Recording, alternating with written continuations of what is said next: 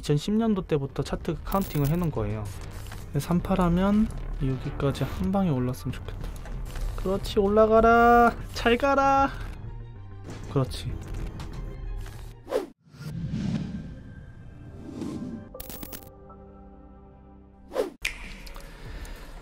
아마 많이들 사용하실 거예요. RSI랑 스토캐스틱은 많이들 사용하시는 걸로 알고 있어요.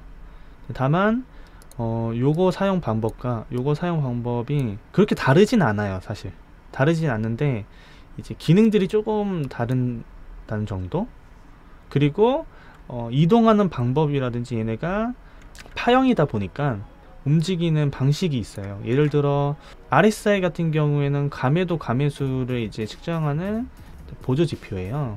이 선이 지금 위에 상단에 있는 선과 하단에 있는 선이 있는데 보시면은 디폴트 값이에요. 그리고 기본 값이에요. 기본 값이고요. 보시면은 위에 상단 밴드와 하단 밴드 그리고 미들 이렇게 있어요. 70 이상일 때 감해수 구간, 그리고 30 이하일 때 감해도 구간이라고 보통 얘기를 하고요. 그리고 여기서 감해수와 감해도를 그래프상으로 표시를 해주는데 이게 중요한 게 있어요. 감해수 쪽으로 터치하게 되면 감해도 쪽으로 터치하게 되고, 그리고 반대로 상단을 만약에 터치하게 되면 다시 하단을 터치하게 돼 있어요. 이 지표뿐만 아니라 다른 지표들도 마찬가지예요. 다른 지표들도 상단을 터치하게 되면 하단을 터치하게 돼 있고, 이게 이렇게 반복돼서 왔다 갔다 하게 되거든요. 상하단을 터치하게 되는데, 그렇다고 상단 터치했다고 무조건 바로 하단으로 오는 건 아니에요. 무조건적인 건 아니다. 그 이유에 대해서도 설명드릴 거고요. 저는 RSI 볼 때 꼭 추세선을 같이 사용을 해요. 그러니까 예를 들어 하나의 파동이에요. 파동. 추세선을 꼭 확인을 해야 돼요. RSI로만 매수 매도하면 당연히 전 안 된다 생각해요. 왜냐면 이게 임펄스라는 파동이 오파동이 생기면 RSI 상단을 맞았는데도 불구하고, 그러니까 가 매수 구간에 돌입했는데도 불구하고 계속 올라요. 또 계속 오르고 상단에 계속 유지해 있어요. RSI가. 그러니까 예를 들자면 여기 보시면은 이렇게 한 추세가 있어서 만약에 이게 임펄스로 진행이 됐다면 RSI가 지금 가 매수 구간에 돌입했는데도 불구하고 하단을 터치하지 않고 또 올라가서 또 가 매수 구간을 돌입하게 되고 또 올라가서 가매수 구간을 돌입하게 돼요. 이런 거를 이제 뭐 가장된 다이버전스 또는 히든 다이버전스라고 얘기를 해요. 그 다이버전스도 한번 설명을 드리자면, 다이버전스가 뭐냐면은 가장 중요한 게 이 과매수랑 가매도를 넘었는지가 가장 중요해요. 그래서 이렇게 임펄스가 만들어질 때에는 다이버전스 먼저 설명드리는 거예요. 그러면 가매수를 터치하고 나서 올라오잖아요. 가격이 상승했는데 가매수 구간에 터치를 했어요. 그리고 나서 이 앞에 있는 분명히 가격은 올라왔지만 RSI는 여기 보시면은 더 올라왔어야 되는데 높은 가격인데도 불구하고 RSI는 떨어져 있어요. 이거를 하락 다이버전스라고 얘기해요. 가격은 올랐지만 다이버전스, 그러니까 RSI는 떨어졌다. 그래서 하락 다이버전스. 그러니까 이게 무조건적인 게 아니라 앞으로 단기 하락이든 하락으로 추세가 전환될 수 있겠구나라는 신호 정도라고 생각을 하시면 돼요. 무조건적인 게 아닌 신호 정도라고 생각을 하시면 되시는 거예요. 우리가 카운팅 할 때 많이 이제 활용하는 것 중에 하나가 3파 이후에 5파동이 나왔을 때 보통 하락 다이버전스가 형성이 돼요. 그래서 요것만 찾아서 들어가기도 해요. 단기여도 하락을 의미를 하거든요. 그게 임펄스에서는 대부분 그렇거든요. 지금 여기도 마찬가지로 15분 봉상 단기 하락을 말씀드리는 거예요.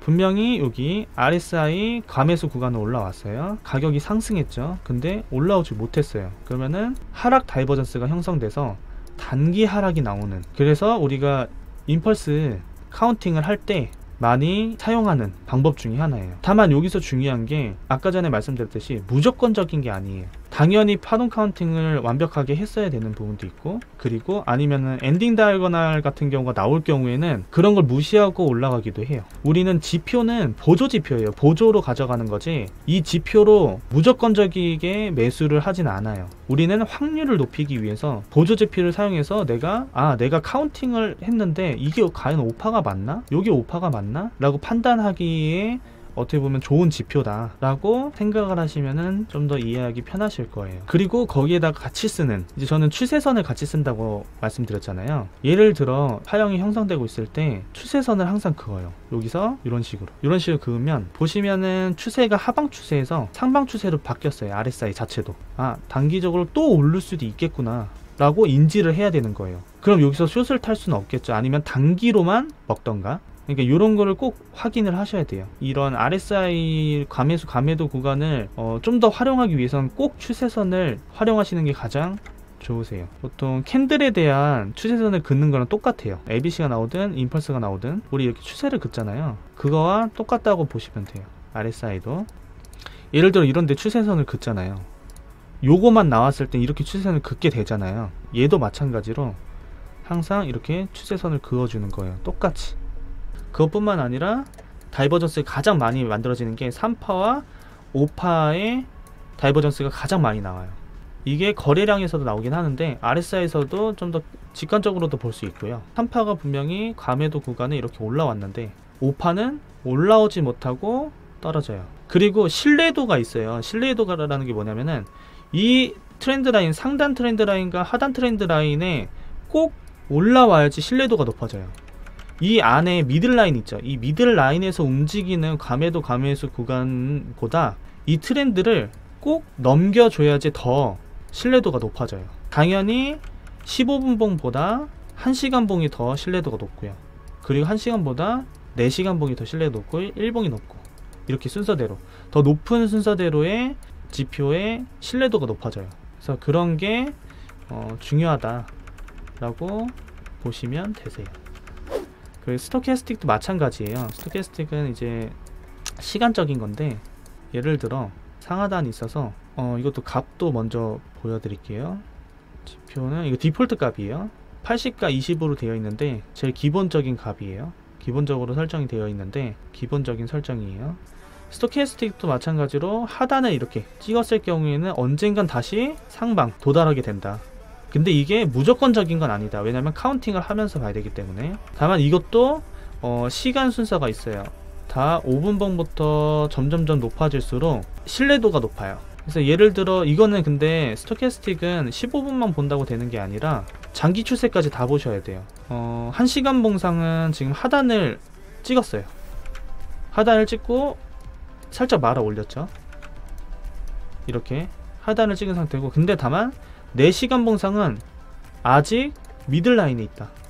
그러면 추가적으로 다 하방이 올 수도 있겠구나 라는 거를 인지할 수 있는, 무조건적인 거 아니에요. 여기 보시면은 분명히 여기 위에 올라왔으면, 상방에 올라왔으면 하방으로 내려갔어야 되잖아요. 근데 위에 계속 유지하죠. 무조건적으로 위에 한번 찍었다고 바로 밑에 내려와야 된다는 게 아니에요. 그래서 모든 봉을 다 봐야 돼요.